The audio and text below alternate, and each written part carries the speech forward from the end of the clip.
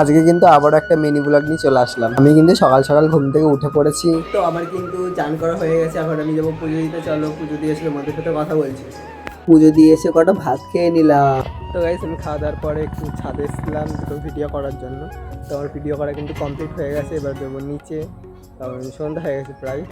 চলো তারপরে কিন্তু ঠাকুরকে সন্ধ্যা দিয়ে নিলাম। আর আজকে আমাদের একটা বিয়ের নেমন্তন্ন ছিল, তাই আমি রেডি হয়ে গেছি বিয়ে বাড়ি যাওয়ার জন্য।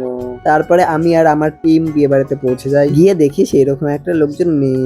আর হ্যাঁ, বিয়েটা কিন্তু হচ্ছিল ছেলের বাড়িতে।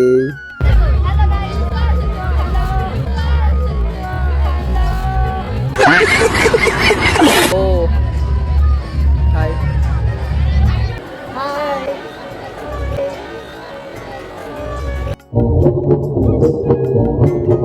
রাধিকা।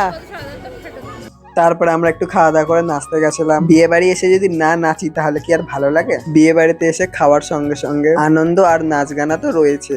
বিয়েটা যেহেতু 10টার মধ্যেই কমপ্লিট হয়ে গেছে, সেই জন্য আমি বাড়িতে চলে এসেছিলাম। বাড়ি এসে দেখি বৌদি কি যেন একটা বানাচ্ছে। তারপরেই দেখি বৌদি কি সুন্দর ক্যারামেল পুডিং বানিয়েছে।